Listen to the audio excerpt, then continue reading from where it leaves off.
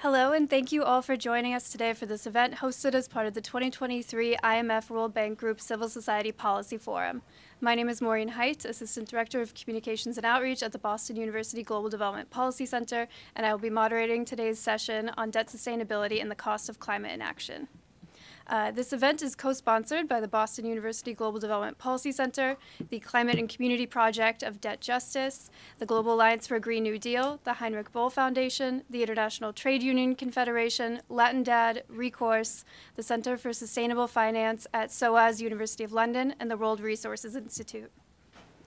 Research from the International Monetary Fund emphasizes the high cost of delaying climate action and investments towards building resilience.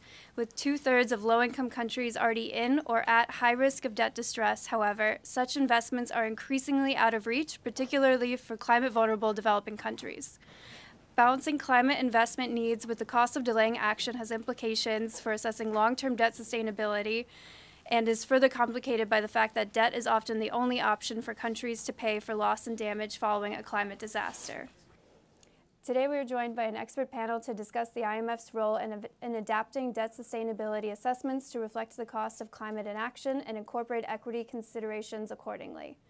I'm delighted to introduce our panel with Lars Jensen, Senior Economist of the Global Policy Unit at the United Nations Development Program, Ulrich Vols, Professor of Economics and Director of the Center for Sustainable Finance at SOAS University of London, Carola Mejia, Climate Finance Analyst with LatinDad, and Manrique Sáenz, Deputy Division Chief, Strategy, Policy and Review, International Monetary Fund. To begin today's session, our speakers will all make remarks, followed by a round of moderator questions before we open up for the audience question and answer. So with that, thank you all for joining us, and I will pass to Mr. Jensen. I'll move to the laptop, I guess, right? Yes. Perfect.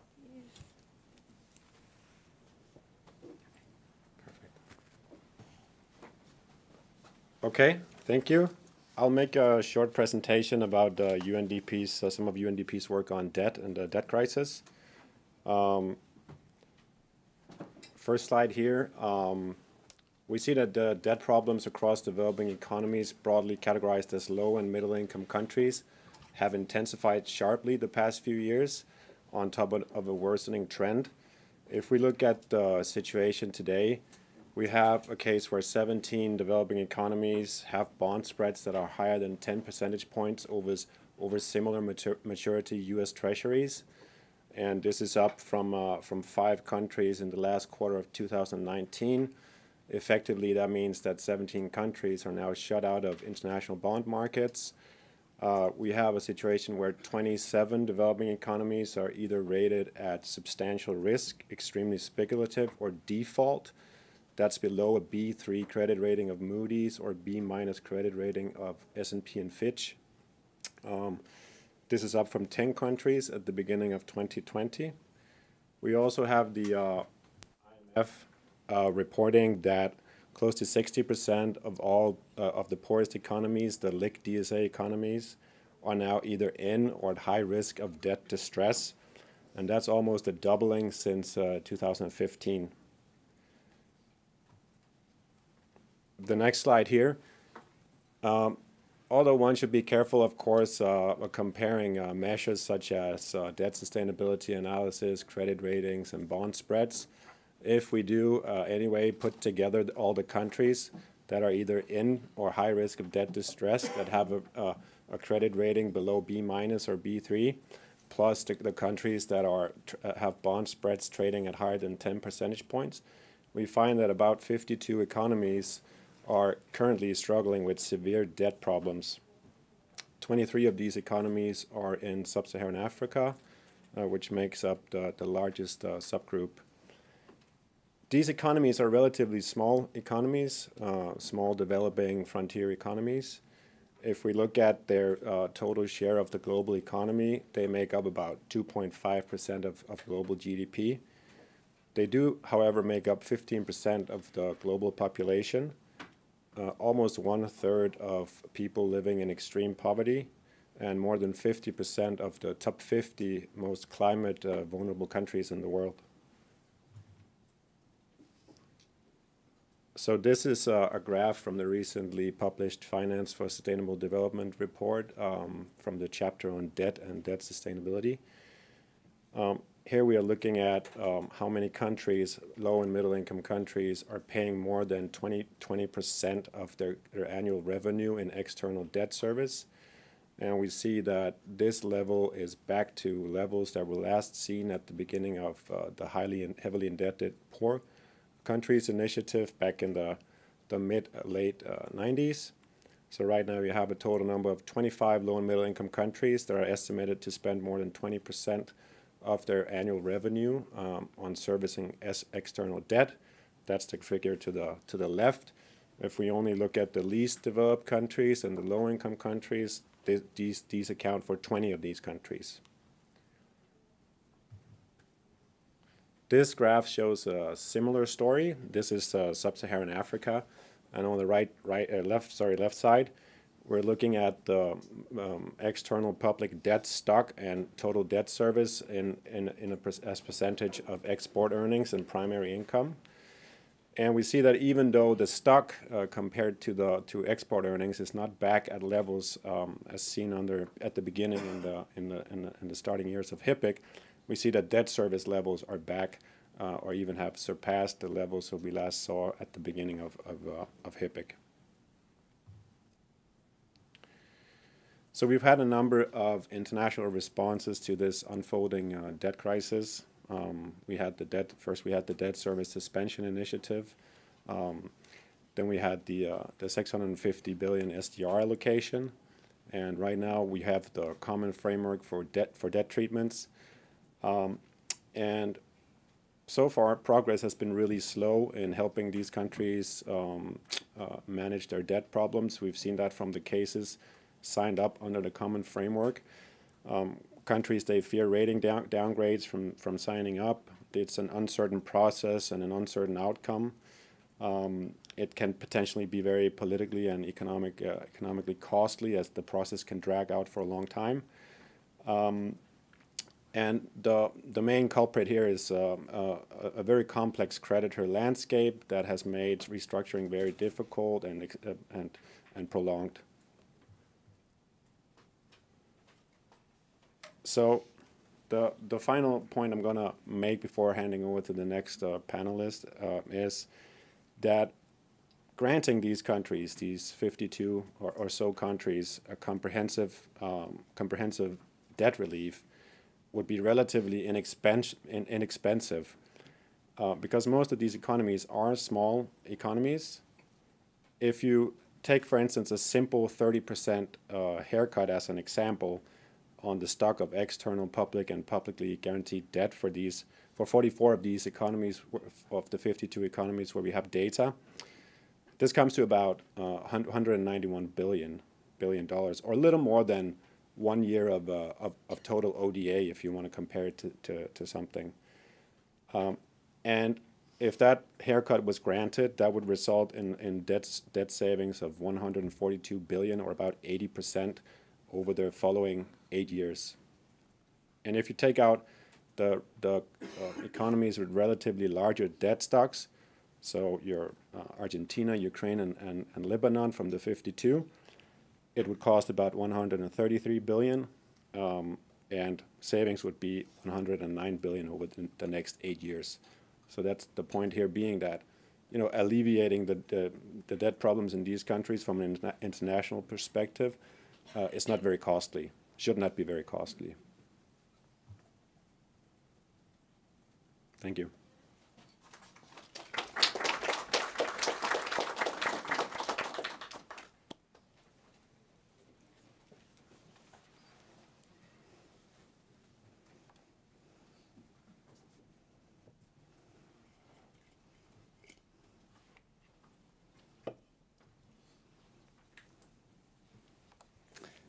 Hi, hello, good afternoon. So I'm going to present some key takeaways from a report that we published last week. When I say we, I'll talk about the Debt Relief for Green Inclusive Recovery initiative. So that's a team that we set up in 2020, when we thought it was already becoming quite clear that we were heading to a massive debt crisis. So, as many of you will know, the debt problems have been building up already prior to COVID, but then when the COVID shock arrived, it was pretty clear that a lot of countries would be pushed over the cliff, and I think we are now at a point where many do realize that we really are having a massive debt crisis, and The Economist just last week wrote about the biggest debt crisis since the 1980s, and so I think this is arriving now, and we need to urgently discuss how to address this, and in this initiative we've been putting forward some proposals, and we are in this latest report putting a couple of numbers to these proposals. And so just here you see who's involved as co-chairs. We have a wonderful team of colleagues at the GDP Center in Boston, the Bell Foundation in Berlin, and also at SOAS in London, who've been working on this report. And so Lars has already given a very good overview of the dire situation, and he's also put some numbers to how many countries and what the magnitude of debt we're talking about that needs to be restructured. And we do something very similar in this. But let me just start by saying that the common framework, which is currently the main vehicle to deal with debt, is just not doing the job. Very importantly, does not cover middle-income countries, and a lot of the countries we're talking about are middle-income countries, many of them highly climate vulnerable, and so we need to include them.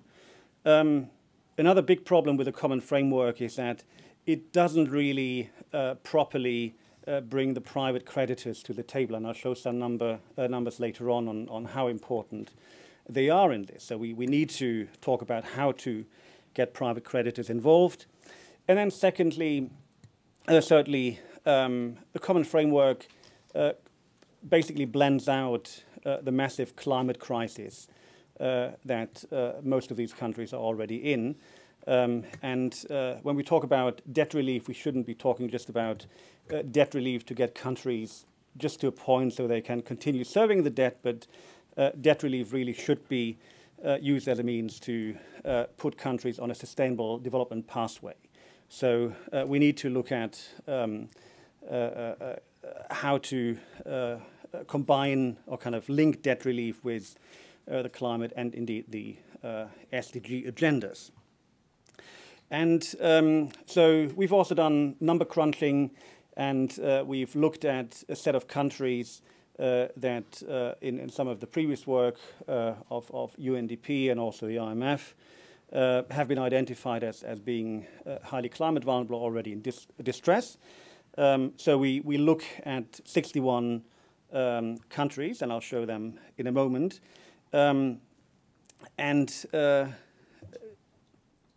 For these, we estimate that they will need around $812 billion of debt restructured. So that of course, is a much larger figure than the one last just presented. And the reason is that, of course, we have a larger set of countries and also some big ones. And I don't want to, you actually have the list, and I don't want to have discussions now which of these actually does need debt relief or not.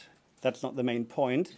We just looked at, okay, if this was the universe of countries that may need debt restructuring, we would be looking at the magnitude of around 812 billion debt. And now this is where what the creditor structure looks like. And what, of course, is very different in the current situation is that private creditors are much more important. So bondholders hold around almost 30% of the debt of these 61 countries. Very importantly, also, the multilateral development banks are also very large creditors. And that, of course, is also a tricky issue because these have preferred creditor status, and we don't want them to lose it. And then, of course, we also have China as an important creditor, and Paris Club countries, relatively small share with 7%. But the Paris Club, of course, is still very central to the whole debate. Now, I just said the common framework is basically not delivering, and it has a couple of flaws. And we've put forward in 2020 a proposal for bringing in all creditors. And let me just run through the main elements. So the starting point, our starting point is that we need to really have a much enhanced debt sustainability analysis. So the DSA, as it stands right now, is really focusing very narrowly on ability of countries to service their debt, and so it's looking more at liquidity in the end. But we need to really take into account climate risk, for example, which the IMF is now increasingly doing, but still this needs to be much broadened, also with a longer-term perspective. But very importantly, we also need to look at critical investment needs in climate, and that means for most of these countries adaptation, resilience investments, but also other critical spending needs for social areas, so for the Agenda 2030, because we don't want to write that agenda off. So we need to look really holistically at the debt situation, and so when we talk about debt restructuring, this needs to be based on a broad understanding. So if a DSA suggests that a debt restructuring is needed, then we need to make sure that we have both public and private creditors on board. And this is what we have in kind of the first two pillars that you see in this chart. The third pillar is for countries that don't need debt restructuring, but that can do with some extra fiscal space. And there we can talk about a different kind of debt swaps, debt for development, debt for sustainability, whatever, swaps, credit enhancement for new debt, and so on. But for the other countries, we really need to find a way of getting swift debt restructuring. And the first pillar relates to public and multilateral creditors, and the second to private and commercial creditors. And when I say commercial creditors, this is basically relating to commercial banks from China. This obviously has been a very contentious issue, but we need to make sure to really get everyone on board. And so we propose that there should be comparable treatment between public and multilateral creditors and private commercial creditors. But of course, if we want the multilateral institutions to take a haircut, we do need to make sure that this happens in a way that they're not losing their preferred creditor status. But we have precedents from the past, HIPC indeed, where this has been done, and we need to find ways of financing that. Now, what's really important with our proposal is that we don't want just to see debt relief as a one-off affair and then kind of it all starts again, but it's really about taking a comprehensive approach and making sure that countries really put in place reforms that will help them to grow more sustainably. And for this, the debtor countries should come up with their own what we call green inclusive recovery plans. So basically all countries have all kinds of SDG plans, climate adaptation plans, whatever. So we're not asking them to reinvent the wheel, but they should develop their own agendas, and then the part of the fiscal space that the debt relief will provide should be helped to finance that, but it should go along with broader reforms. So basically, this should be an ambitious reform agenda, so in that sense, similar to HIPC. And one key point is that we need to make sure that the private creditors are involved. And for this, we propose a Brady-type approach, so where basically private creditors swap their old debt with a significant haircut against new debt, which would then be sustainability-linked debt, because it's linked to a sustainability agenda. And we propose that there should be a guarantee facility that could be hosted at the World Bank that would guarantee part of this restructured debt, not all of it. And that, we believe, would provide positive incentives for private creditors to partake in restructuring. But we certainly also need not only carrots, we also need sticks. We need all kinds of regulatory pressure to make sure that private creditors take part. There should be also a debt standstill. So the moment a country requests debt restructuring, there should be a debt standstill, which also adds on pressure for private creditors to participate. We estimate that for these 61 countries, this would amount to around $30 billion of debt standstill. Now, one thing is very important. A lot of countries will need debt relief, but debt relief is, of course, not the only solution. So it's not that with debt relief you can kickstart growth and so on. We need all kinds of new finance. We've calculated different scenarios of haircuts. So if you take kind of the historical average haircuts, this would amount to 317 billion debt that basically would be cut out.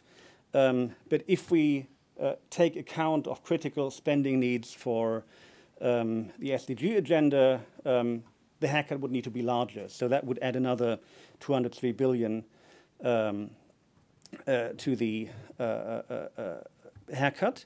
But still, you know, there's still a big financing gap for financing the SDGs. So we need to talk about all kinds of other things which are also being discussed here at the spring meetings, MDB reform, SDRs, and all that kind of stuff. Let me stop here. But the key point that we want to make is we really need a large-scale initiative to tackle the debt crisis, because the current case-by-case approach is just delaying the inevitable.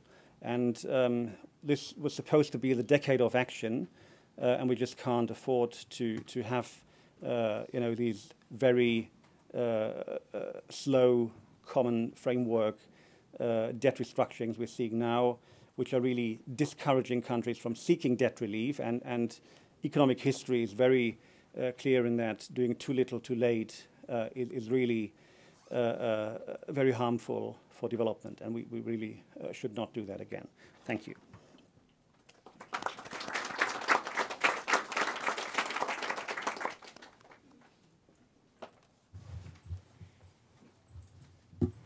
Good afternoon. Thank you very much for being with us. On behalf of Latindad, I want to say that we're very happy to be here and organizing this event. I won't be using a PowerPoint presentation, but as we all know, the climate crisis is real. The IMF, the World Bank, the United Nations, among other multilateral institutions, have recognized it as a potentially existential threat with significant macroeconomic and financial implications, to which I will include with disproportionate impacts for the least responsible countries and groups worldwide. To limit global warming to 1.5 degrees Celsius, as science recommends, this decade will require a major transformation across countries to a low-carbon and resilient pathway. According to science, the world is supposed to reach the peak of greenhouse gas emissions in 2025 to be able to reduce 45% of these emissions until 2030. So we are in 2023, the clock is ticking, and we have less than 3 years to make this transformation possible. Unfortunately, the recent IPCC report shows that if the current policies remain the same, the increase in global temperature will be 3.2 degrees Celsius, a very dangerous pathway in which climate impacts will be more frequent and more devastating as time passes, affecting millions of people and ecosystems. Even if all countries fulfill the goals set in the National Determined Contributions, the NDCs, global warming could exceed the 2.2 degrees, which is not a safe scenario as well. According to IPCC estimates, right now, approximately 3.3 to 3.6 billion people live in contexts that are highly vulnerable to climate change.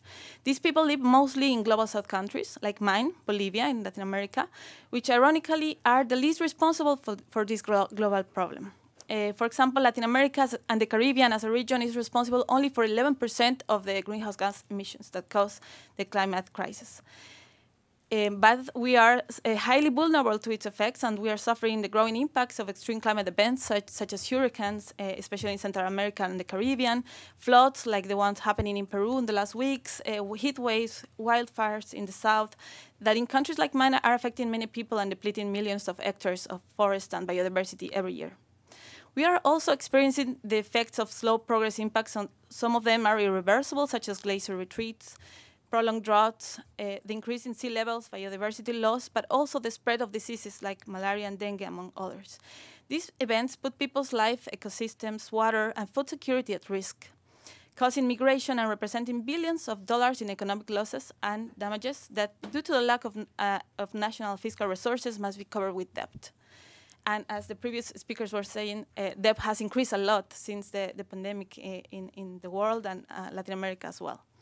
And yes, there is a very strong relationship between debt and the current climate crisis, recognized by the IMF, which goes beyond the enormous damages and millionary economic losses caused by the climate crisis that need to be covered with more debt, as I was mentioning.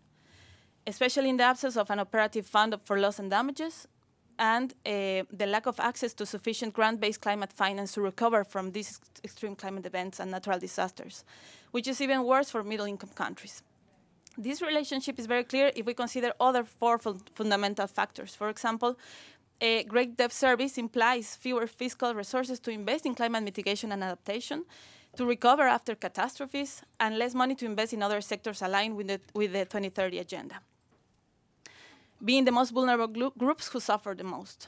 Greater debt represents greater pressure for our countries to keep investing in extractive sectors like hydrocarbons, mining, and agribusiness to be able to pay this debt service. This also generates serious socio-environmental impacts, accelerates the climate crisis, and limits us to fulfill our own national determined contributions and climate commitments. Third, there are higher borrowing costs for climate vulnerable countries, and that's very unfair. It is related to also more risk of debt and sustainability and lower long-term growth prospects, which is very unfair because it's called a vicious circle. And for the public international climate finance under the unfulfilled $100 billion pledge, is generating more debt in our countries that helping us to tackle the climate crisis. For example, in my region, 81% of bilateral and multilateral climate finance is delivered through loans. So it's unfairly increasing indebtedness. For all those reasons, it would be very important that the IMF and the World Bank debt sustainability analysis framework could include climate and SDGs considerations. It is not enough to conduct a stress test of natural disasters' short-term impact on growth, as the debt sustainability framework for low-income countries does. There is a clear need to incorporate long-term implications of climate change on socioeconomic policies, among other things. On the other hand, the DSA framework for market access economies also needs to be improved, including climate and SDGs considerations from both perspectives, the risks associated with the climate crisis, with long-term perspective, and also the financial needs of low and middle-income countries to address climate change, estimated in $5.8 and $5.9 trillion until 2030 to achieve the commitments established in the national determined contributions, and also to achieve the SDGs, all the finance we need to do that, to achieve the SDGs. Recognizing that we also suffer for a lot of other problems. We have huge structural challenges that we historically face that have been exacerbated after the pandemic, and the uneven economic recovery between and within countries, and the spillover effects of the current war, which has increased also the cost of these debts and these loans for us. It is also important to consider the different contexts, problems, and realities each country has. There are some initiatives that are trying to include this kind of criteria. For example, UNCTAD is developing a sustainability development finance assessment, a framework focused on the dual vulnerabilities of debt and climate in developing countries that do not currently have the fiscal space to mobilize sufficient finance resources for a green transition and the achievement of the SDGs. It shows a range of policy options that could be very important for these countries, considering debt sustainability while also achieving the SDGs. The existing DSI frameworks do not capture the potential trade-off low and middle-income countries have to face between scaling up the spending to fight climate change and the critical public investment required to accelerate economic transformation as well to be able to address these structural problems I was mentioning before, like poverty, unemployment, lack of access to public services for many groups of the population. Right now, the IMF World Bank DSA framework, unfortunately, has as its main objective to guarantee the public debt payment, prioritizing the capital flows and the return in the name of financial and macroeconomic stability above human rights and the well-being of people. In other words, it seems like money is more important than something so pure and essential as life itself. Also, the current DSA framework does not measure exogenous factors, such as the cost of climate inaction of countries that are the most polluters and more responsible of the climate crisis, which affects the debt payments of low and middle-income countries. So the choice is always to promote austerity in debtor countries to maintain these sustainable debt levels. From our perspective, a debt should never be considered sustainable if it limits the capability and rights of the people to access food, water, energy, health, education, a healthy and safe environment, among other things. This is even worse if the ones being affected are the poorest people, the poorest group and the least protected and historically discriminated and marginalized groups, which unfortunately is exactly what is happening right now in this context of multiple crises. I know the IMF is not a development institution, but the World Bank is, and it's using the same framework to decide where to lend and under which conditions. So it's important to make adjustments. I'm not going to talk about improvements in the models used, but I want all of you in this room to consider that we are living the last years to make real transformations towards low and resilient models of development to save our children, to save the future generations and life in general. This transformation should not be guided by greed, by the search for happy capital accumulation of a small group of people, which is exactly what has brought us to this serious situation and crisis that we are facing. It should have justice and human rights in the center of the decisions. It is not like, if it's not like that, it won't be a real change and deep transformations, and the deep transformation we need. We also need to stop power imbalances, especially in multilateral institutions, like the ones that are gathering all of us today. And this should be reflected in their programs, tools, and decisions at every level. To include climate and SDG consideration in the SDA assessment could be a good starting point, and it could be a very good idea to work based on the UNCTAD's proposal, for example.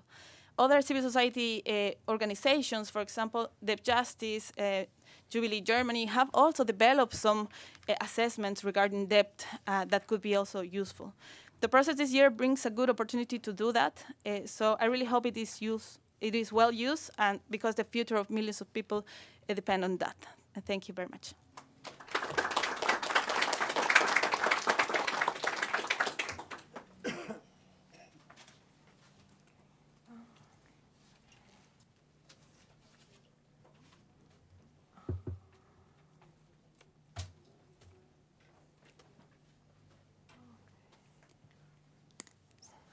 Thank you.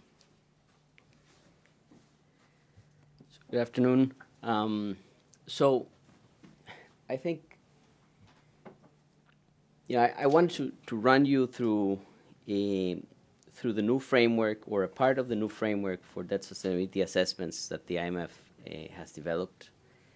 I think as the speakers before have pointed out, I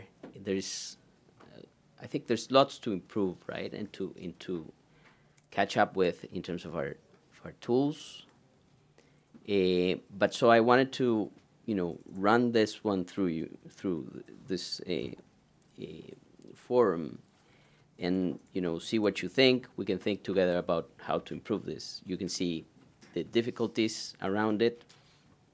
Basically, this is a debt sustainability framework that we use for market access countries. This is the one. We have two frameworks, one for low-income countries and another one for debt sustainability for market access countries. Market access countries is basically emerging markets plus advanced economies.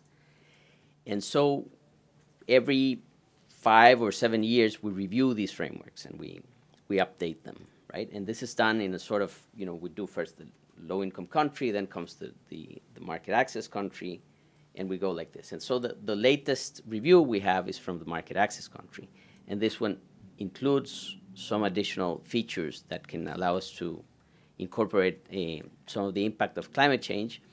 Low-income country framework does so, to a lesser extent, and we can talk about that too.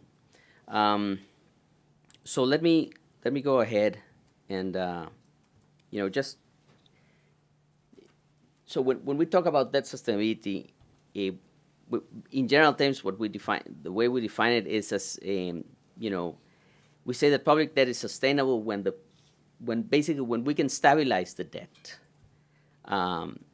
in a scenario where the fiscal effort that you make is economically and politically feasible, right? You stabilize the debt without, heroic assumptions about what you're going to do on the fiscal, right? So you make a projection and you see that your debt stabilizes.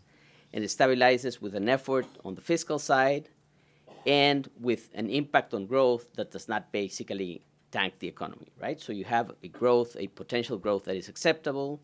You also have a rollover risks or financing risks that are low enough, right? So it's a number of features that you have to see in the country to say that debt is sustainable, right?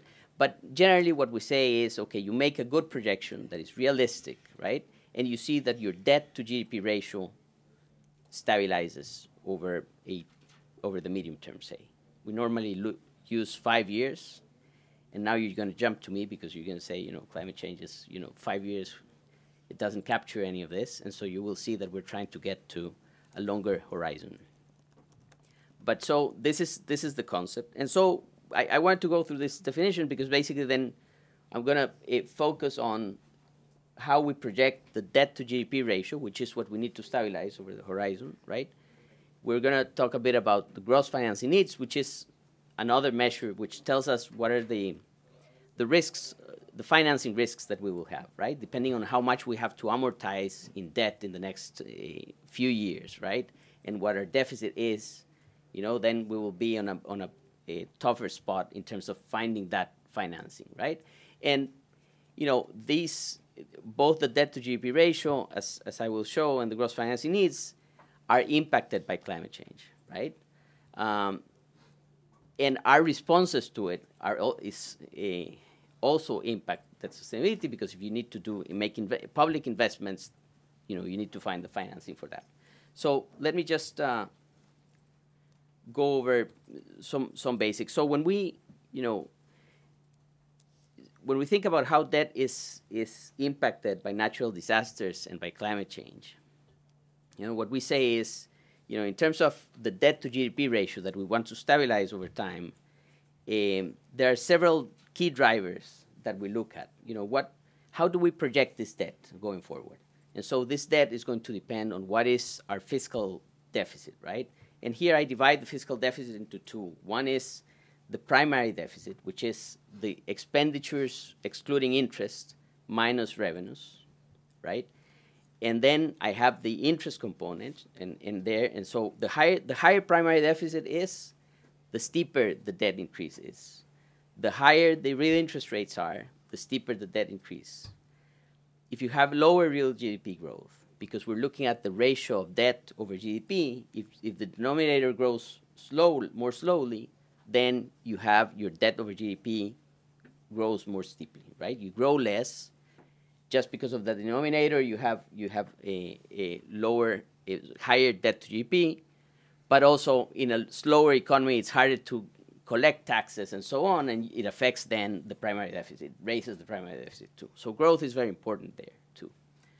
And finally, when a lot of your debt is in foreign currency and you have a real exchange rate depreciation, basically, I mean, some countries see 100 an exchange rate that depreciates by 50%, say, right? And then you see a huge increase in your debt to GDP ratio, depending on how much of your debt is in foreign currency, right?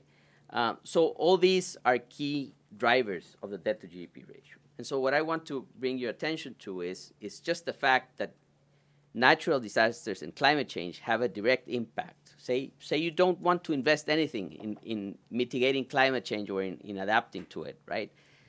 The impact of the natural disasters you're going to see directly on GDP growth, because it's going to basically destroy your capital stock. It's going to lower your productivity. The droughts are going to lower your productivity. And so basically this is going to create a bad dynamic for your debt to GDP ratio. In the same way, when you have all these disasters, the government has to come in and help the population get out of this situation. It has higher expenditures. It's harder to collect the taxes. Again, it has a higher primary deficit. It raises the debt, right? And something similar happens with the gross financing needs, right? So the higher the deficit, the higher the amortizations you have to make, the more difficult it is you have to finance all this, right? And so the more likely it is that you're going to have a liquidity problem in the short term. Now, so when we use the DSA, typically, as I was saying, we look at, or in the past, for market access countries, for low-income countries, we have been looking at a longer horizon for a while already. But for market access countries, we would just look at the first 5 years, right? And that was, that was it. So now we're trying to do something similar, but something different. We're trying to have a longer horizon. But for now, let me talk about the medium-term analysis, which has a 5-year horizon, right? And so how do we capture here the impact of natural disasters? Well, in the short term, what we do is we generate what we call a fan chart projection of debt, which is sort of, we say, okay, let's build 10,000 scenarios. We just take the shocks from the past to each of the drivers that I talked about before, right? We see years with a big increase in the primary deficit, with high increases in real interest rate, with low growth. We take those years and we apply them to today, right? And say, well, what happens if today, again, we have those shocks? And then next year we have another shock, and so on and so forth. And we do that 10,000 times. We have 10,000 scenarios of different paths of the debt, right? And that basically creates this sort of like a fan projection of the debt, right? The wider the fan is, the bigger the uncertainty, right? It's because you have big shocks that take you to very high debts or very low debts, depending on where you are, right?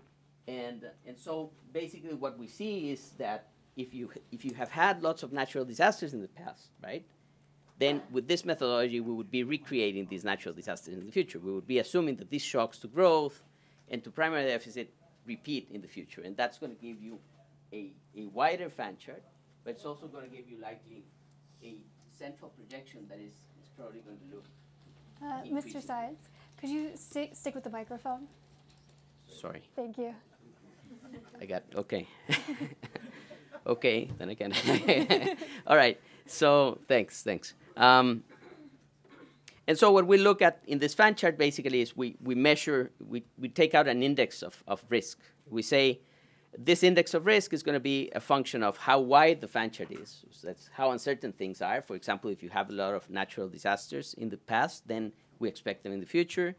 We look at where the central projection of the debt ends. If it ends up very high, then it's bad, right? It increases the risk.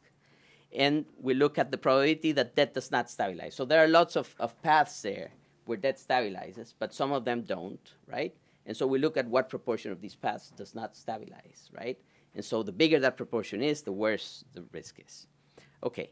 In addition to that, we do some natural disaster stress scenarios, right? And in those scenarios, we say, well, take from the past the worst, right? And let's see what happens if you have another huge natural disaster like we saw once in the last 20 years, right? And we put it in there, and we see what is the impact on debt and gross financing needs. So that's the other thing we do for the next 5 years. Now, of course, a lot of countries have not experienced that many natural disasters in the past, right? And so this doesn't capture the potential impact of climate change in the future, right? Because climate change, the gradual rise in temperatures is going to expose other countries to natural disasters, or the same countries to worse natural disasters. And so we look at the long term. Okay, in the long term here, we're thinking of about 30 years. That's where we are now. I know that for climate change, after 2050 probably is where you see the worst effects, right? But there's so much uncertainty that we decided let's keep it to 30 years and see what happens, right? And so we have 2 modules. One that is a module to look at what is the impact of adaptation investment, right? Or it takes into account the cost of adaptation investment, and another one that looks at the cost of mitigating climate change. That is all these policies that reduce carbon emissions, basically, right? And so I just want to run you through this exercise. Just think about 3 possible scenarios and show you what we're doing now.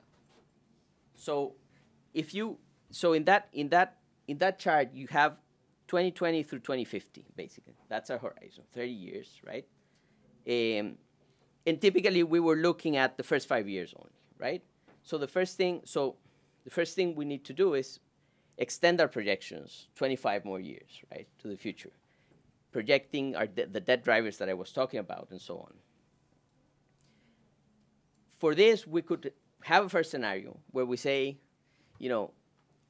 assume there's no climate change, right? Let's just do whatever we have been doing in the past, right? Let's take the first 5 years, which are basically reflecting what we saw in the past, in the near past, right? And extend that and see where debt is going to go based on how the country has behaved recently. And that's the gray line that you see there, right? Now we say, well, assume that there is climate change, right? But you don't do anything. There are no policies no adaptation investment and no mitigation investment, right?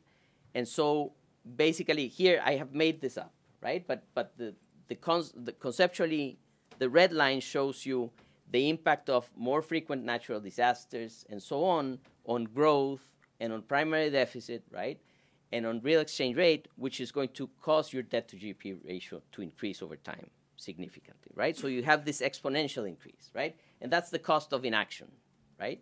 This huge increase. And then we say, well, but countries are not, we need to see if we coordinate ourselves and have policies that are joint policies towards reducing carbon emissions and adaptation investment that is adequate so that you're protected, right? Then this impact on the debt over GDP ratio over time should be decreased significantly. And that's the green line. So the green line is basically saying, okay, assume you do enough that your GDP growth is more or less the same as you were expecting in the gray line, right? Your primary deficit would be the same, except that now you have to do your investments in adaptation and in mitigation. And this has a cost, right? But the cost of that is so much smaller than the cost of not doing it, which would be to go to the red line, right? And so we end up in the green line, which would be if you do all that you have to do, right? And depending on which country this is, right, the green line could be much higher, right? If it's a country that is exposed to higher sea levels, there's so much you can do to stop the impact of that, right? And so you're going to still have a huge impact from climate change, even if you build seawalls and so on and so forth. So this is just an example where you end up in the green line. And these are basically the 2 lines that we focus on, because the red line,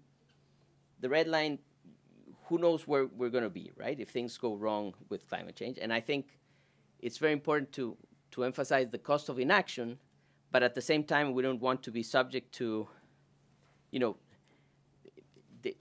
be discredited by others saying that because we're taking this very uncertain option, we're being we're distorting the picture. So what we do is we say, okay, let's take the green line, which is basically telling me if I do the adaptation investment that I need to do, and countries do the mitigation investment that they need to do, this is more or less where we will end up. Now, it's very hard to project the green line, because even with adaptation investment and with mitigation investment, it's very hard to know by how much temperatures are going to rise still, right? What is going to be the impact of that on growth, and on primary deficit, and all that. At the same time, it's also very hard to estimate the cost of adaptation, right? I mean, how much do you have to invest to protect your capital stock? What is the cost of that? What is the cost of changing your energy matrix so that you reduce your net carbon emissions? There are estimates out there, but they're very wide, right? So there's a lot of uncertainty around the green line. But we think that this is better than the gray line, where you just assume that nothing is happening, right? And so for some countries, the green line is going to be much higher. For some countries, it's going to be lower, right? Depending on how exposed you are to climate change. And this is where we are. We project the debt over GDP. We have a similar chart for gross financing needs.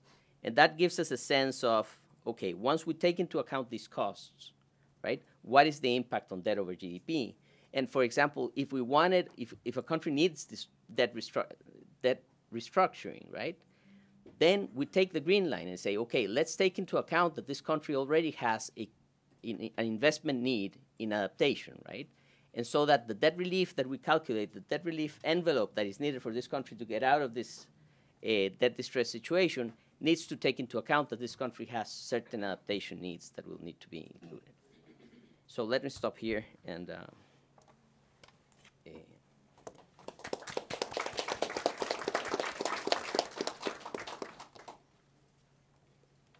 All right, thank you to our panel for their insightful comments. I'd like to start with a round of questions for our speakers, and to begin with Lars.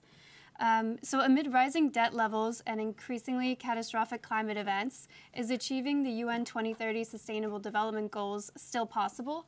And if so, how can the international community mobilize the finance necessary to achieve the SDGs? Thank you for that question. So obviously, as the other panelists have alluded to, with climate shocks becoming more frequent, they will negatively impact countries' ability to make progress on sustainable development broadly if we do not find the climate finance necessary for adaptation and mitigation investments, and without compromising with other development spending needs. So this is especially the case in countries that already have too much debt, and where there's a high correlation between credit risk and being climate vulnerable. So at the UN, the Secretary General, he has put forward what he calls an SDG stimulus plan. It's a plan to revive the financing of the SDGs. And that plan puts forward 3 action areas for the international community to consider. So just quickly, these 3 areas are, the first one is to ensure that countries, they get effective access to debt restructuring, as I alluded to in my presentation. So this would be through the common framework, for instance, reform to the common framework. The other one is an urge to massively scale up long-term affordable lending from multilateral development banks.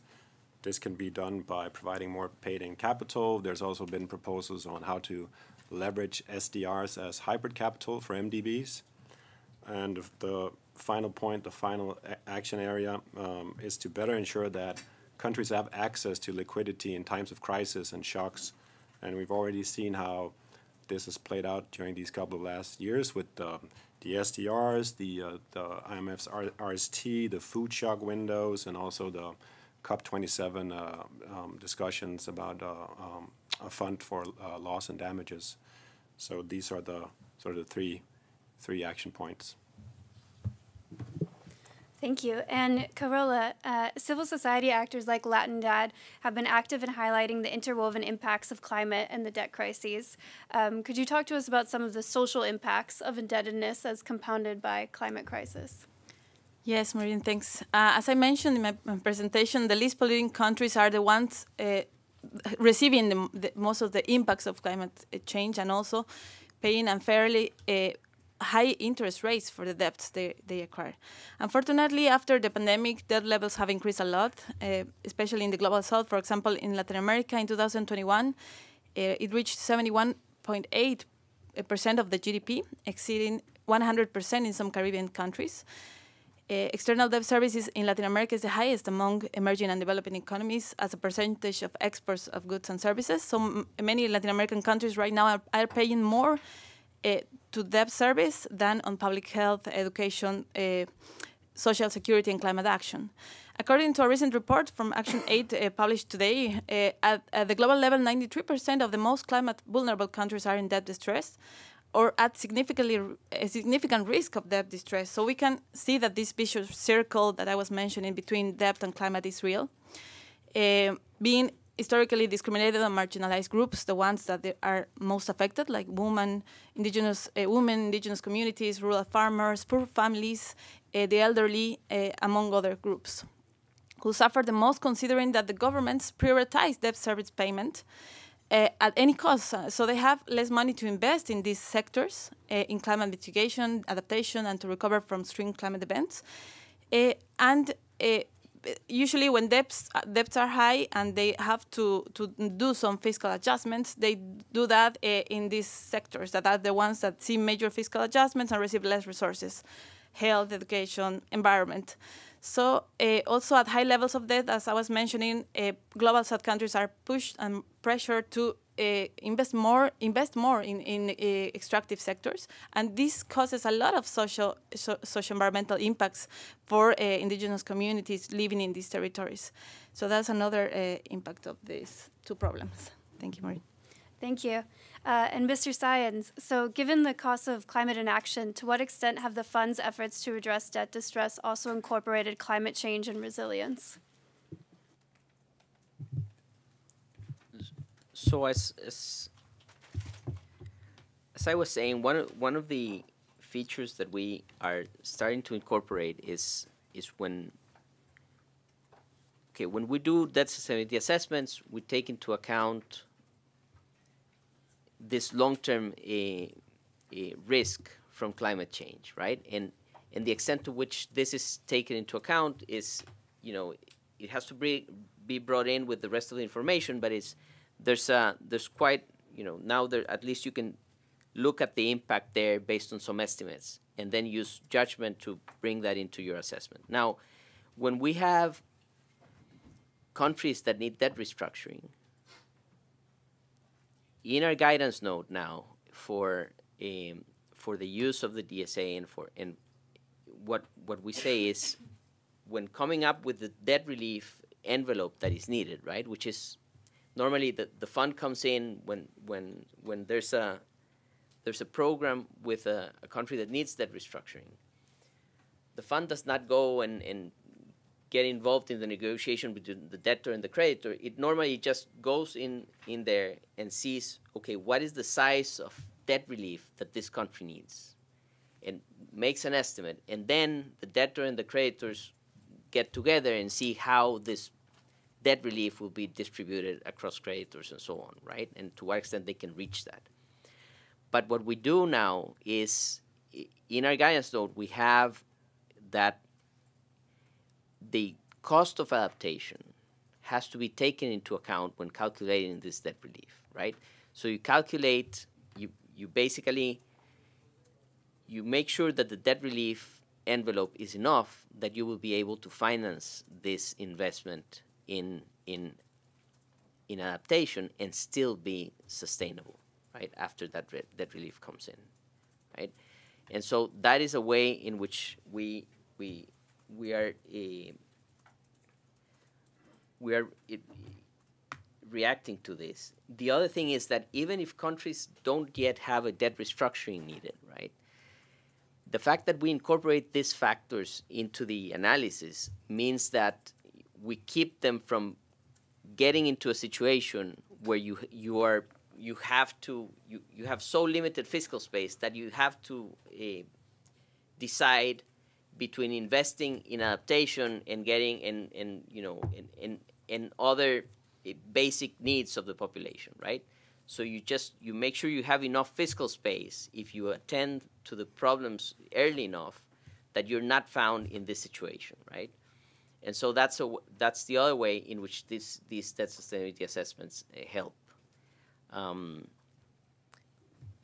The fund has been working on with the common framework, but as I was saying, the common framework depends also, the result of the restructuring depends on the negotiation between debtors and creditors, right? And so, to the extent that there is a very complex landscape of creditors, as other speakers were saying, this makes things difficult, and we're looking for ways to make this more fluid and to reach or mechanisms to reach a faster resolution. But this is something that we're still trying to figure out, right? Together with debtors and creditors. Yes. Yes, thank you. And Uli, so picking up from there, as we've been mentioning, historically speaking, it's been difficult to bring all creditors to the table. And what is more, the composition of creditors is much more diverse today than it was in the 1990s, not only with the rise in private bondholders, but also the emergence of major new bilateral creditors like China and others. So what are the factors necessary to bring all the creditors to the negotiating table and ultimately to agree on debt restructuring? Yeah. That is indeed the big challenge, and so I see Richard over there.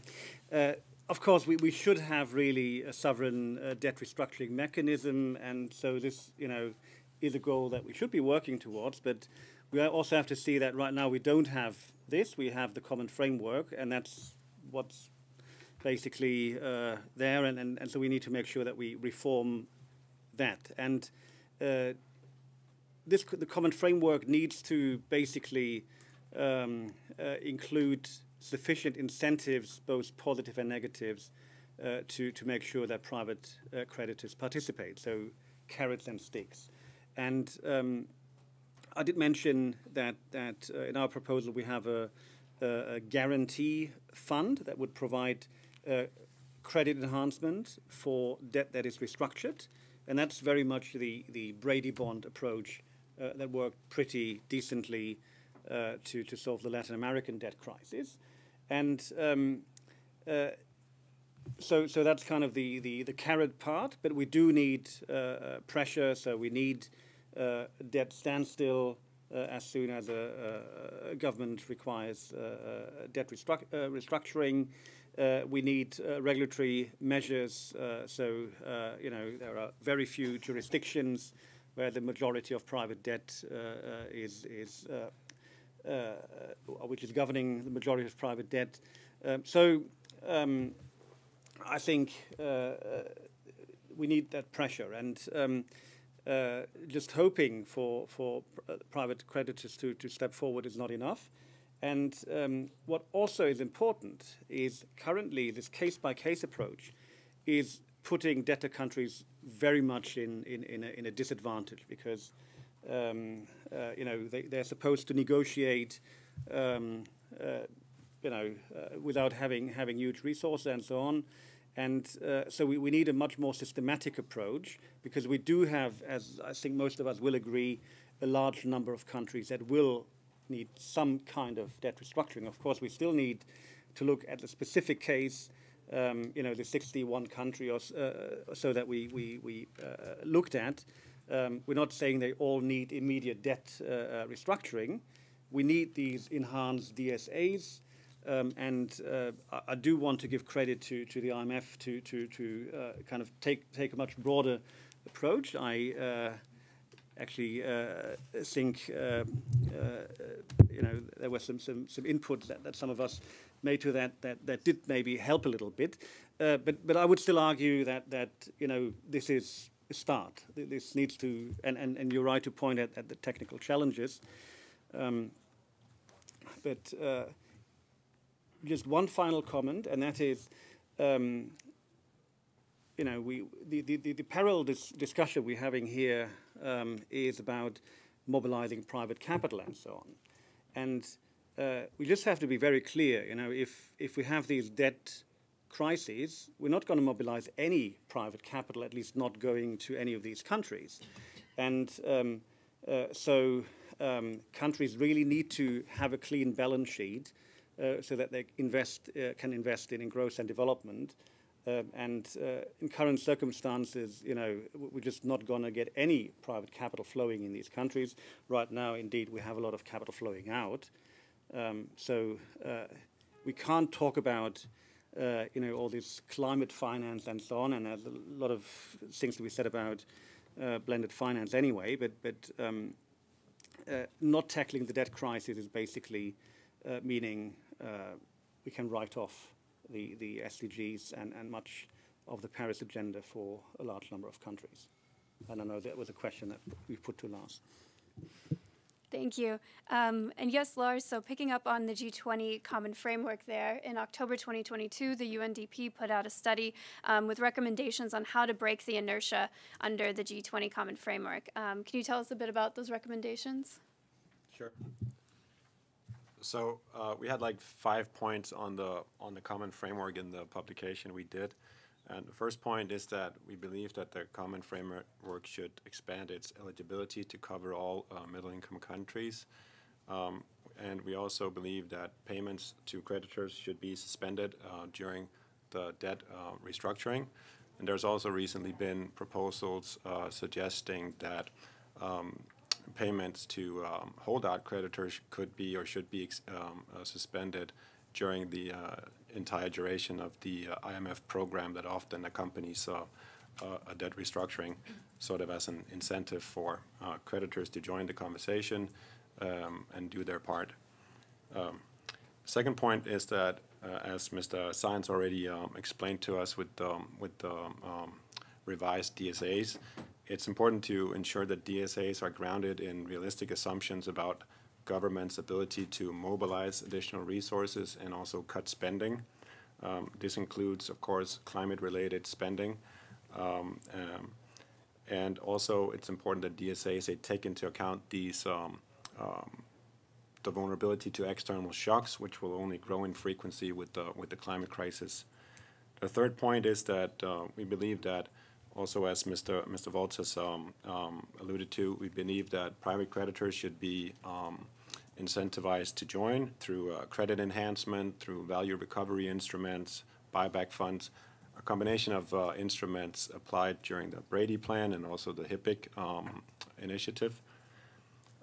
Fourth point is that we believe that we should look carefully at including restructuring instruments and parameters that target future debt sustainability. So we have a situation where a lot of countries are and will undergo restructurings, and this is an opportunity for countries to expand the use of collective action clauses to cover all debt, not just bond debt. It's also an opportunity for countries to embed state contingent debt clauses in their debt that sort of will boost their resilience to future shocks coming from climate or terms of trade shocks and so forth. Our fifth point is that we should be careful with policy conditionalities because whether it's intentional or not, fiscal consolidation often happens on the spending side by cutting spending, and that hurts the poor and vulnerable households in countries. This is not necessarily something that you put in your DSA plan. It's not, but that's de facto. That's often what happens. So we have to be realistic about how quickly countries can undertake this fiscal consolidation. And then the final point here on the policies is that, as Mr.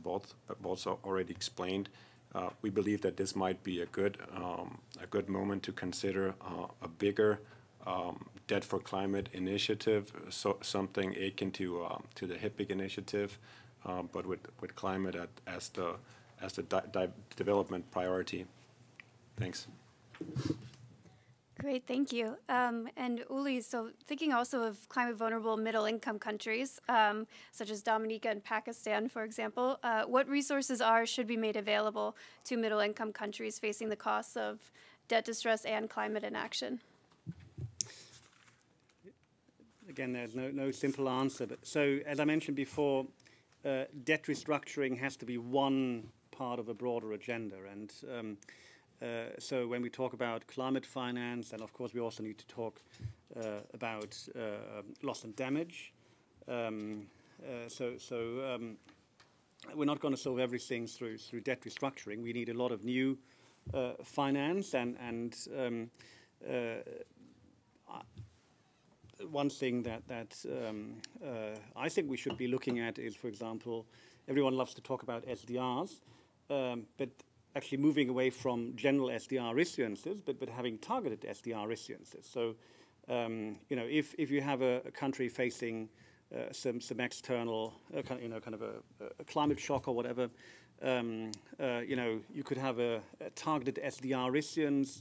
There is no moral hazard whatsoever involved. But as was mentioned by Carola, we are in this perverse situation where countries that have contributed the least to climate change are having the biggest impacts, so trying to address the cost of the climate disasters through additional debt or so is not sensible. So we need either grants, or we need some kind of target SDR issuance to really help countries to respond immediately.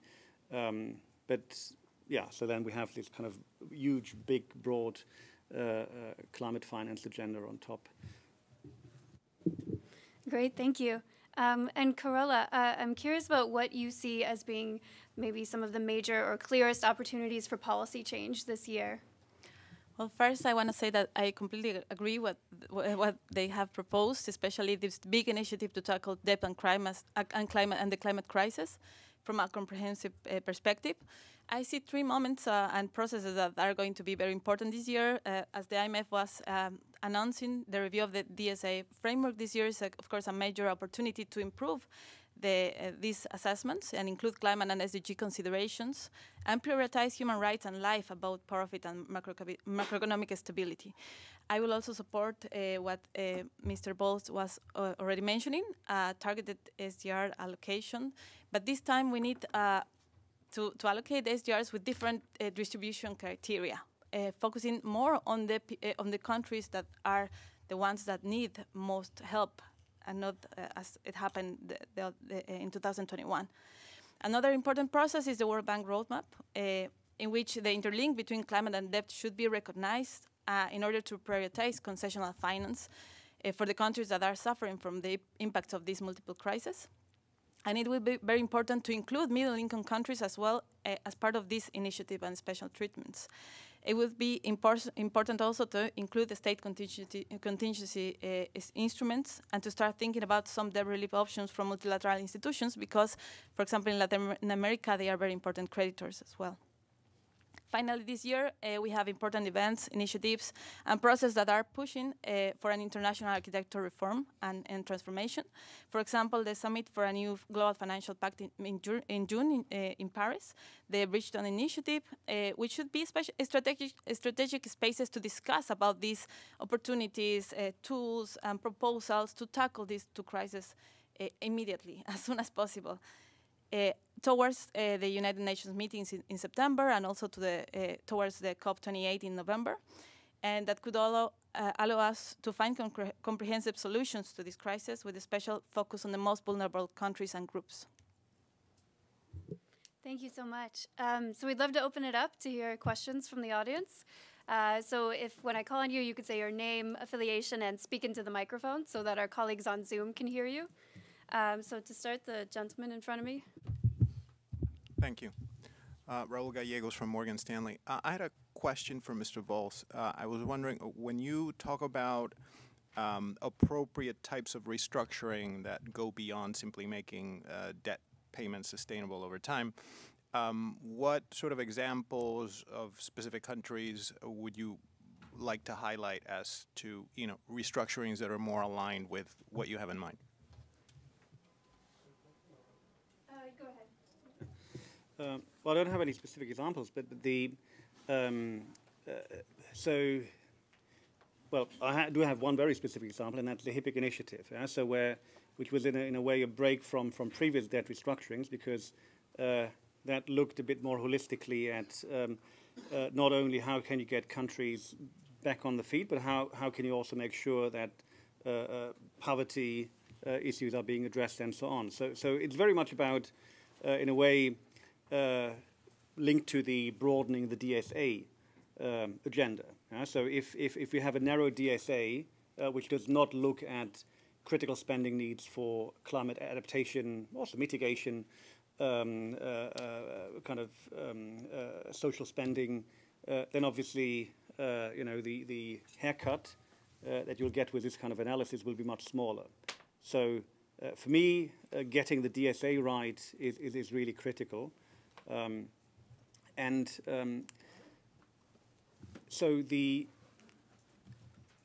So Carola mentioned a vicious circle between climate and debt, so we've actually in 2018 put out this concept when we looked at with the UN in a report at the nexus between climate vulnerability and cost of capital, where we could show that climate vulnerable countries are already paying a climate risk premium. Yeah?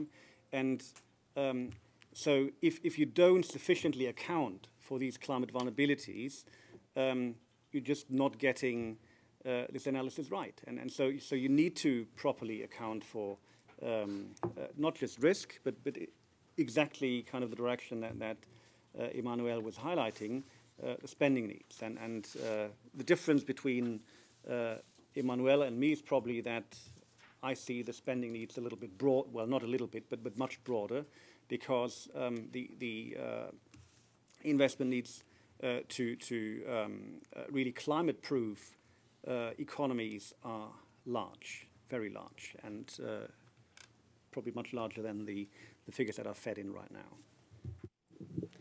More questions? Yes. Hi, I'm Karim. I'm from Harvard University Center for International Development. First of all, I want to thank Vols for the proposal that you are coming with and the idea that you are trying to find solutions. I just have a couple of questions on the idea of the sustainability-linked bond to the private creditors. The first point is, in your view, what kind of mechanisms can these private creditors use in order to ensure that the needed policy reforms are done in the country that they are basically financing? And the other, what about the political sensitivities that will come with that? You're talking now about commercial banks or asset management firms. It's not the World Bank or the IMF. So what's our views on these 2 points? Thank you. Yeah. So first of all, kind of very much at the core of our proposal is the idea that countries themselves will develop plans for what we call green inclusive recovery. The V20, which is a group of 58 climate vulnerable countries, or the finance ministers of those, they've adopted a similar proposal, and they call it climate prosperity plans. But however you call it, the key idea is that we're not going to ask the IMF to come up with some great ideas on how to climate-proof these economies, but countries, I mean, climate vulnerable countries, they know pretty well what they need to do. So they need to define what their key agendas are, and it's not only climate. There's also the SDGs. So they need to define what they want to make priority, or the priority.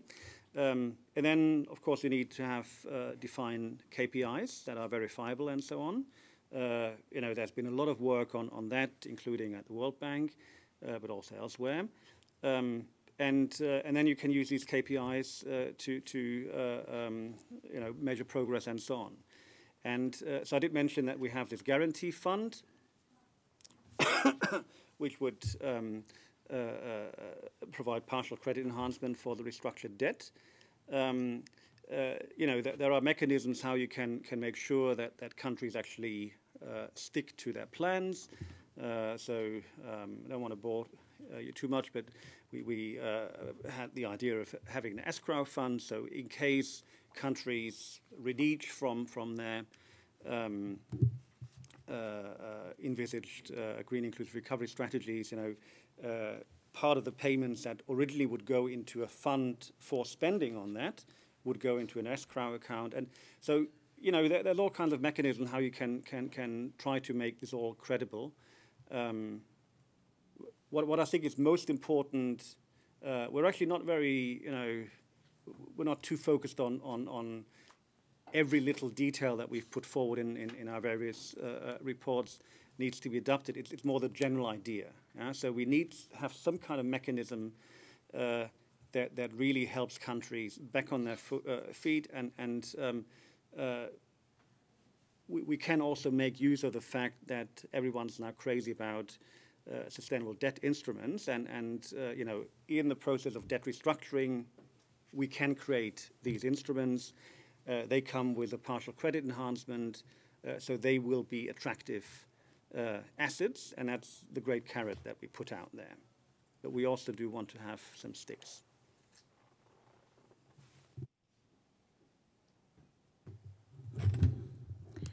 Thank you, Patricia Miranda from Latindad. I have a question for Mr. Sainz. Debt sustainability is about solvency and liquidity. You have mentioned the GDP ratios as one of the criteria, but I want to ask how the debt service payment in terms of liquidity is going to be taken into account, and since the MAC DSA doesn't have thresholds, how would you see to include, for instance, a total debt service ratio to tax revenues? And by total debt service, I mean external plus domestic. And then DSAs usually, or many times, or used to have over-optimistic projections. How are you going to tackle these over-optimistic projections in the implementation of this improved framework? And my last question is, if the aim is to link DSAs with climate, this tool should be useful to determine how concessional new debt should be to be sustainable, and also to tackle the a climate disaster, a climate event. So in the scenario you showed us the green line that looks good. Is it assuming that there is few new debt to tackle a climate disaster? So that means that it's assuming like this scenario also involves improving or increasing tax revenues, or more SDRs allocations, or debt relief. What are the other assumptions in this scenario? Thank you. Thank you. So on liquidity and financing risks, this is I did not cover that in the presentation, and so thanks for the question. The new framework, basically, we used to have in the framework, we used to look at gross financing needs in percent of GDP, and we had a threshold for it, as you were saying. And what we have done now, the problem with that approach is that for some countries, 10% of GDP in gross financing needs is not a lot because they have a deep domestic financial market that can finance that easily, and so that was not a problem. But for others, 10% of GDP in gross financing needs was a lot, and it implied a very large gross financing, a very large rollover risk, right? The risk that you won't be able to refinance this debt. And so what we did was bring into the analysis other considerations, like, for example, how exposed the domestic financial system is already to public debt, right? So if banks are already, have already a large share of their assets in the form of public debt, it's unlikely that they will be able to finance much more, right? And so the rollover risk is higher. It's likely that they wouldn't be able to pick up a bigger tab, basically. We also take into account the type of risks associated to the composition of your debt by creditor. So if you owe a lot to external private creditors, that typically is associated with a higher rollover risk than if you owe this money to official creditors. Just because of the way things happen, if investors get spooked, this financing is more volatile, right? So the more you rely on them, the more you're subject to rollover shocks, right? And so in that way, so we bring together the gross financing needs level, right, in percent of GDP, but also take into account the exposure of the domestic bank to to the government, and we take into account the impact that shocks to the rollover rate and that macro shocks would have on the ability of the government to finance itself from the domestic banks, right? So, if, for example, if you have a shock that reduces the financing from external creditors, right, and you have to replace it with domestic financing, would you have a deep enough financial system that it would be able to pick up the residual financing needs? And so that's how we do that.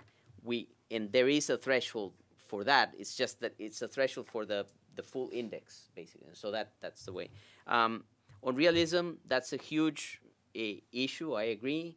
We have some new tools to address to address unrealistic projections or to flag indicators of potential lack of realism, right? It's always difficult because each country, it's a case-by-case, and you have to do a case-by-case analysis, right? And so the teams know their country, they have certain projections, they look at the indicator, they look at the flags in the DSA, and they go back and say, well, maybe we're being too optimistic here, and they go back and sometimes address it, sometimes they don't, and there's the whole review process in the institution asking them why, we see these flags, what's going on. And so normally there is a whole discussion around this.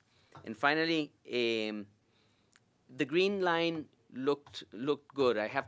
But it wasn't my intention to make it overly, to make it look too good. It all depends on the assumptions you have behind, right?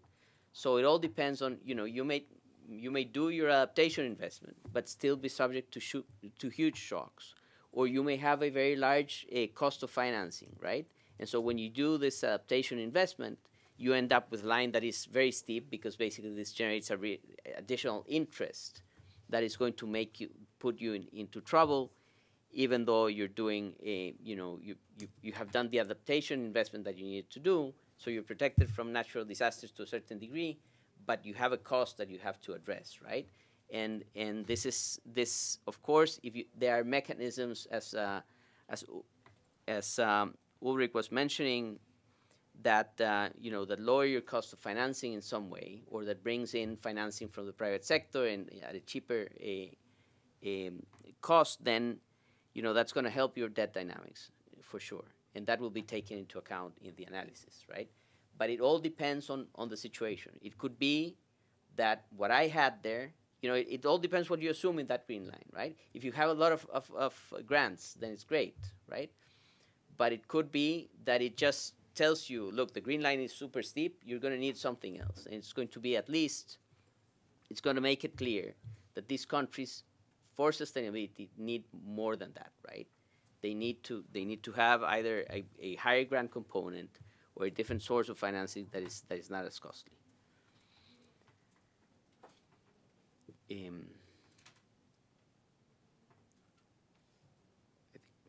I think I'm. Yeah. I think I'm done. Yes. Okay, great. Thanks. It was a lot of questions. We're just almost at time, but we'll take one last question right here. Frank van Lerven. I'm at the World Bank. My question, my first point was to Ms. Meja, and I think you deserve a huge compliment to your presentation for really framing the debt servicing costs in terms of an opportunity cost and how much resources go into kind of servicing that. And I think that's probably the gist of where our attention should be. And I think we need more DSAs, but we probably need more distributional analysis. If you think the last 10 years, bondholders have been getting 10%, 15, 20%, and inflation has been what in the US, 2%, struggling to be that. There's a huge premium there, and you have this huge flow of income that's going to bondholders and not to investment in green transition and so forth. And those types of kind of sectoral and distributional analysis could be useful both, on the global front. My question for Mr. Sens was on the DSA. I mean, I totally agree with being over-optimistic, but isn't there also a room for those scenarios to think about what if actually there's a double dividend to investing in climate change? What if it creates jobs? What if it creates growth? what if that growth then leads to lower interest rates and so forth? So that because every single DSA analysis, and like the UK actually, the OBR did a very good one in 2021 on their fiscal risks. And every single one of their scenarios was, even their more optimistic scenario was growth but high interest rates, right? Okay, now we're in post-COVID time, but there's a big chance we'll go back to low interest rates and possibly, anemic growth. But the point being, should we also be thinking about possibly having the more optimistic side and the fact that possibly there could be growth, there could be, interest rates at a lower level, and therefore that green line, instead of either, increasing, it could actually steady out at one point, or possibly there are scenarios where that that starts to decline. And my point being is that this whole discussion has been in a narrative of negativism, so to speak, and there needs, I think, if you want to win the fight on climate change, and on, when we talk about debt sustainability, it needs to be couched in optimism, and also like what the opportunities are moving forwards, if that makes sense. Yes, I think that is a great point about how you pitch it, right? So when I drew the red line, and then when I show the red line and then the green line, you see the big impact, and you see kind of the positivity there, right? And I see the problem in the fact that then I said, well, we focus on these other two, right? We don't focus on the shift. We don't even show the red line, right? And that gives the impression that we're being pessimistic about investment in climate change, in mitigation, and in adaptation, because we see it mostly as as worsening the debt dynamics. But I think we need to work. I need to work on communication on that, because the point is that you're actually on the red line unless you do something. It's not like you're choosing to be on the red line. No, that's your point of departure, right? Because that's where we are right now, unless we act, right? And so it should all be, it should all be for the better, right? Anything you do it's going to improve your debt dynamics, right? It's just that we have to be conscious of the fact that for most countries, climate change has a negative impact, even if you do everything you need to do, right? Climate change is bad, basically, for many countries, not for all, right? It depends on where you are geographically. But for many countries, it's going to have a cost, right? And if you do your adaptation investment, it's going to diminish that cost. But at the same time, you have to finance that investment. It's gonna, it creates. I think it's what Carol was mentioning, that there's a cost to countries, to a lot of countries, and that have not been the ones creating this stock of carbon in the air is true. But the fact of the matter is, this cost is there, right? And so whatever we do will bring us from the red. Well, not whatever, but if we do the right things, and we have luck, it will bring us from the red to the green, right? And I think that's the way to pitch it. Now, it could be that there are cases where you end up below the gray, right? That you end up even in a better situation. But it would have to be something like you because of the urge to find something new, you find something so good that basically puts you in a better position than if you didn't have climate change. But that maybe is too optimistic, and maybe we need to be realistic, because for some countries, that is going to look unsustainable even if they do all the right things, and we have to be conscious of the need to either find the right financing for those countries or find some other solution.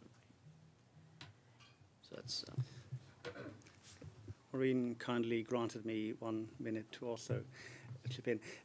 So in 2018, we put forward this concept of the vicious circle, yeah? So kind of greater climate vulnerability, higher cost of capital, less fiscal space, and all that. And that clearly is not a very nice scenario. But we need to discuss it so that we can actually address the problem.